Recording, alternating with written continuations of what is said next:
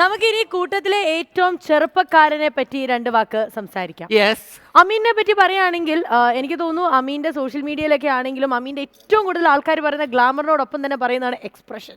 New gen ആണ് അമീൻ, new gen പാട്ടുകൾക്കാണ് അമീൻ എപ്പോഴും എല്ലാം എന്താ പറയുക എക്സ്പ്രഷൻസും കാര്യങ്ങളൊക്കെ ചെയ്യുന്നത്. എങ്കിൽ ഇവിടെ നമ്മൾ കുറച്ച് പഴയ പാട്ടിട്ട് തരാം.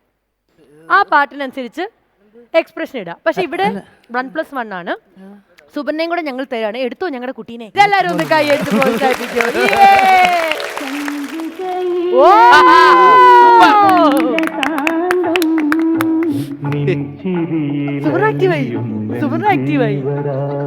അമീൻ come on.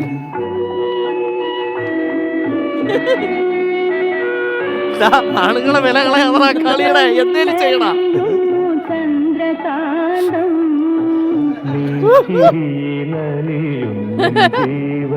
ഇത് ആർക്കിടെ ഇതിൽ നാണം.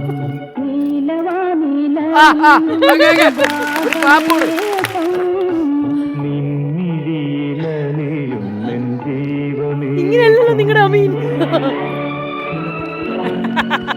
ഇങ്ങനത്തെ അമീനല്ല ഞങ്ങൾ പ്രതീക്ഷിച്ചത്. അല്ല പക്ഷേ അലീന എനിക്ക് തോന്നുന്നതാ ഉപ്പരാണ് കറക്റ്റ് പെർഫോമർ.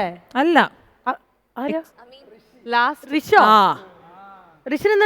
നന്നായി പെർഫോം ചെയ്യും, സൂപ്പറായിട്ട് പെർഫോം ചെയ്യും. ഋഷിനി പാട്ടിട്ട് ചൂസ് ചെയ്ത് ഈ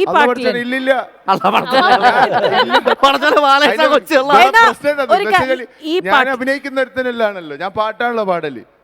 അത് കുഴപ്പമില്ല, ഈ പാട്ട് പാടിയാ ഒരു കാര്യം ചെയ്യിച്ചു. ഇവരുടെ കൂട്ടത്തിലെ ഇവര് ചൂസ് ചെയ്യട്ടെ ഒരാളെ. പറഞ്ഞ കൂടെ ഒരാൾ നിങ്ങൾ ചൂസ് ചെയ്ത.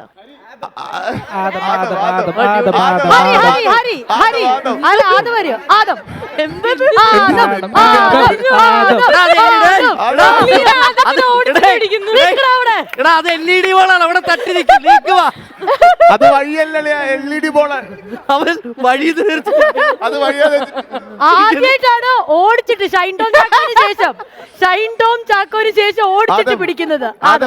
ഒന്ന് നോക്കട്ടെ, ചെയ്ത് കാണിച്ചു കൊടുക്കാം പെട്ടെന്ന്. മക്കളെ പക്ഷേ പാട്ട് പൂമാനായിരിക്കണം. അതല്ല, പൂമാനൊക്കെ ഹിറ്റാക്കി എത്ര സമയം വേണം ചേട്ടാ? പൂമാനം പാട്ട് വെക്കാൻ പറ്റുമോ? ചുമ്മാ പാടിയാ മതി, കളിക്കണം. ഇത് പോരിക്കും, അത് നല്ലായിരിക്കും. അവരിപ്പോ വിറച്ചു കേട്ടോ.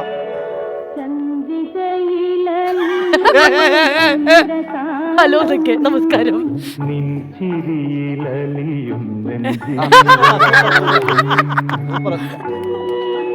ഇത് ആരാരെ വളയ്ക്കുന്നു?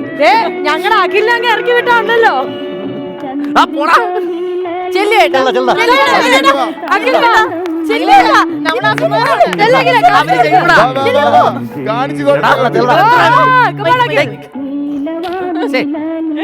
എന്നെ നിർബന്ധിക്കല്ല. എനിക്ക് നിർബന്ധിക്കാൻ ഈ പെർഫോമൻസിന്റെ പേരാണ് വൈദ്യം കൽപ്പിച്ചതും രോഗി ഇച്ഛിച്ചതും. ഇതിനായിരുന്നു കാത്തു നിന്നത്, മനസ്സിലായല്ലേ? ഒറ്റ കാര്യം ഒന്ന് പറഞ്ഞോട്ടെ, ഇവരുടെ സിനിമയില് നിർബന്ധിപ്പിച്ചാണോ നിങ്ങളെ? അല്ല ഋഷ്, ഞാനൊരു കാര്യം പറയാം. ഈ സിനിമയില് 2 ഗ്യാങ് ആയിട്ട് പോകുന്നുണ്ടെങ്കിൽ ഇപ്പോൾ ഇവിടെ 2 ഗ്യാങ് ആണ്. ഒന്ന് ഡെർബിയുടെ ഗ്യാങ്ങും ഇവിടെ കോമഡി മാസ്റ്റേഴ്സിന്റെ ഗ്യാങ്ങും ആണ്. ലെറ്റ്സ് സീ, ഇവിടെ തുടങ്ങുന്നു ഞങ്ങളുടെ വാർ. കമോൺ, അഭിനയിച്ച് തള്ളളിയാ. മ്യൂസിക്, ഞാൻ പാട്ട് പാടും.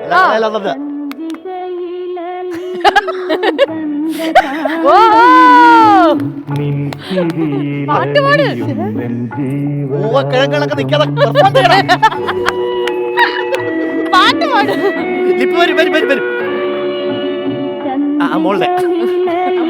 അച്ഛനും മോളും കളിക്കുന്നു. ഇപ്പോൾ നിങ്ങൾ കാണുന്നത് കൊച്ചിനെ താരാട്ടി പാടി അവക്കുന്ന ഒരച്ഛൻ. പോയിട്ട് കൈ പിടിച്ച് കറക്കണമേ. എന്തായിട്ടാ വയ്യേ?